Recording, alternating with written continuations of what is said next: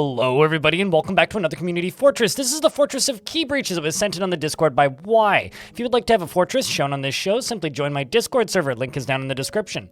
In that Discord server, you can then send in a link to your fortress by simply uploading the save of your choice via either directly to the Discord or simply by uploading a RAR file or a zip file or a 7-zip file, whatever works for you really. If it's too large, simply put it onto Google Drive or something else, and if you're using a bunch of mods, please include your mods folder, otherwise it's highly unlikely I will be able to load it. I've had some trouble again recently. Diving in, this is the Fortress of Keybreaches, which is a massive glass megastructure on the surface, kind of surrounded or on the edge of this massive waterfall. You know, the waterfalls are things that we see quite frequently, stuff like this, but it's not very often you see a literal UFO landed on it filled with, you know, unicorns and llamas and things. So we got unicorns and llamas and punicorns, aka babycorns. I mean, there's got to be at least one baby unicorn around here, right? Right? No? Okay. Well, maybe they just get it too quickly. Anyway, plenty of unicorns, and I personally call baby unicorns punicorns. Here's the back door, so don't worry about the back door, but over here, there's this beautiful set of green glass bridges, and then on inside of this big circular structure, there is this, on top of this big circular structure is this, which is a ramp going down. Now this ramp going down goes all the way down up to this waterfall, right? Over top of this thing here so that they're all sprayed. Let's unpause this so that you can see this. The waterfall is bent out from the outside here, so it still spills down where it normally would, but it collides with the glass and then falls off on either side. Now this, of course, is a glass bridge, which could be closed, meaning this is actually a waterfall entrance. These are no easy feat to build, and I am impressed that there is no massive pile of refuse and debris down there, because I would expect people to be falling off of this pretty consistently, but they don't appear to be, which is quite impressive. Then you move up and in through the main gate, which I'm assuming is here to point silly internet personality person myself from not going down this door and instead going down through the main gate. Now, the main gate has this interesting structure here. It's there's of course your trading depot, and then this glass floor. And if you are locked out of the main gate, you are then, because when this gets raised, you are then forced down through all of these statues. Now, many large characters, such as trolls and ogres, could just topple these statues, and it's less than a concern for them. They could just like run through this way. So it's not the most, dependable way of slowing down an adversary.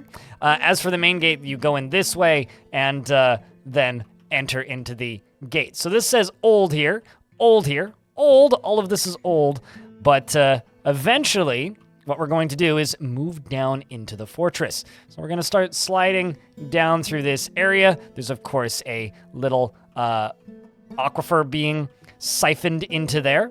Then as we move down, we then get to this kind of area. And now I think I'm starting to discover a new type of fortress build. Not strictly a new type of fortress. We can see a lower cavern area down here and then large chunks of space that have been mined out. But this new type of fortress, maybe not new, but it's certainly new for me. I'm gonna start calling them cavern, or not cavern, but like hollowed out cavern forts, you know, like chasm forts almost. Because when we get down here, you're gonna see a design that you may have seen in a previous video on this channel right about here. Check this out. So we collide with this.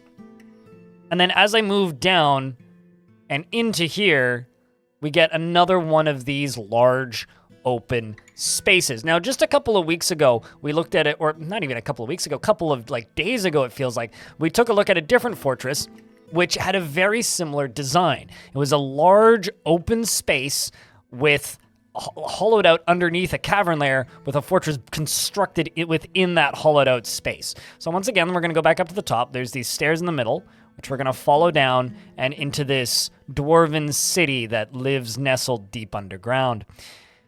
So now that we're down and in the city, it's interesting because we get to look at this and we get to almost have a direct comparison between this and that previous fortress that we looked at, which I'll link down in the description of this video. Now, it's really interesting because we have this large open space, right? But in the other one, they had splattered water around everywhere so trees could grow, and they'd constructed many floors. Here we have very sparse flooring. So something that I would do if I was constructing a fortress like this is I would be building floors everywhere, because this kind of constant gray look to everything gets kind of tiresome on the eyes. However, something I do very much need to applaud are these bedrooms. This kind of little square block with green glass windows on either side. They go all the way up. Look at these lovely little apartments. Some of these dwarves need more clothing storage, or you need to sell some clothing. But aside from that, man, that is a solid dwarven housing setup, and it just goes all the way up to here. I really, really, really like these housing blocks. They just look really nice. And then here we kind of have this like more spirally shaped one, which also goes up. And over here on top of this, nope, it's a pen pasture. Not what I was expecting. I was expecting that to be a tavern. Is there multiple things here? Dining hall. It's a dining hall and pen pasture, right? Well, up here we have a very similar space where there's actually housing up above, and then up on top of that we have this garden space, which I'm a big fan of. I wish that they splattered more water around to have some like natural greenery. You know, it's like the difference between like a car-dependent city and a walkable city. And you know, you want everything to be nice looking. Then we have this lovely rainbow structure over here, of course, mostly constructed out of glass and gem windows. The Chapel of Jewels, if we move up a few layers, there's of course clear glass on top of that, which is quite time intensive to make. All that potash. Definitely not a building you want to walk around in a skirt in when there's people below you, but absolutely cool as hell to look at from a construction perspective and just from a fortress design perspective. I love these multi-peaks that finish up here with an image of an exceptionally designed image of Aspangus Lexus the Goblin. So that's really cool. These all just have different little images on them, and they all kind of go down. I really, really, really like those little peaks there. That's a very nice touch. Over here, we have, kind of these little guild halls, and they're of course stacked. They go all the way up. The Bearded Skunk, that's a name. That's probably a strain of weed I smoked once. And then up here we have the Blossom of Tundras, and then the Aquamarine of Iron, and just these lovely little guild halls. Very, very, very, very cool design there. Of course, very utilitarian, but utilitarian, that's the word I'm looking for. And then possibly the best garden in this entire fort, this little guy. I love this. I would have surrounded it with obsidian and looked for some marble to do the eyes and whatnot, so it looked as close to the original as possible. And then down here, there's this kind of empty space that never really got used for anything, which I think is a bit of a shame. And then this also empty space. Now, that we move down a little bit further, we can see that over here we have just like a pile of picks. We got some storage. We got some dormitories for our soldiers as they're training, and of course a very large tomb. A bigger tomb space everywhere, which is surrounded by a chapel, which is a new idea that I've never seen before. So each one of these tombs has a obsidian slab, a statue of the dwarf, as well as the body of the dwarf inside. I really like this. This is really cool. It's very rare that you actually see people go through the time to put statues and slabs for everybody. So massive props for this. And then, of course, the little rainbow thing down there. I'm wondering, because it's called the Chapel of Murders, dedicated to Boros Witchpanes. I wonder if it's like the god of death or something, but that's cool. Big fan of that. Then down here we have this little minecart switch, which is, it's moving.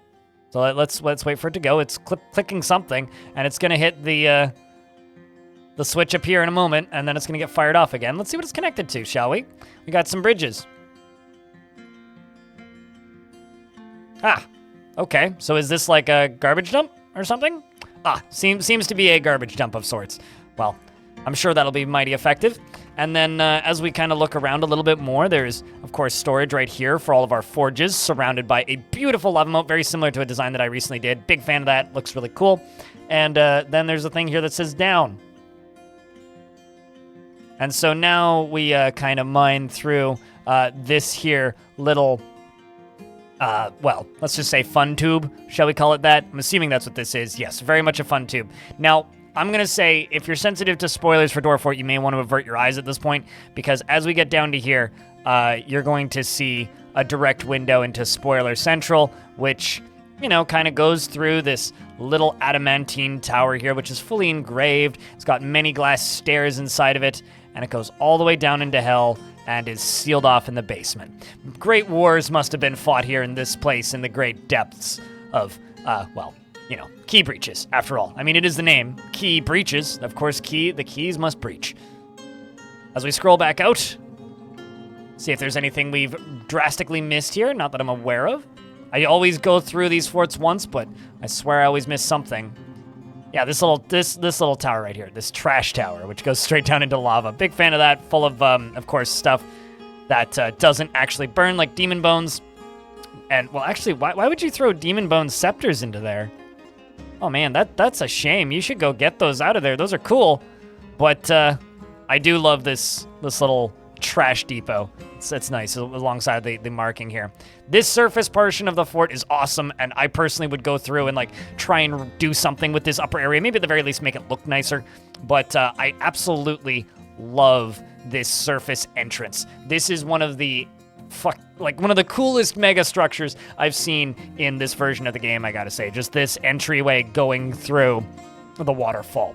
Thank you very much for watching this video. If you would like to see more videos like this, check out this YouTube channel. There's tons of these, and we're working on some contests, and I got some other cool things coming, so stick around if you like the stuff that you see here, and if you want to support me directly, you can do that via my Patreon or by jumping over to one of my Twitch streams, twitch.tv/BLINDIRL. Help keep the streaming scene for Dwarf Fortress alive, because it's kind of dwindled a little bit as of late, unfortunately. But thank you very much for watching, and I hope to see you in the next one.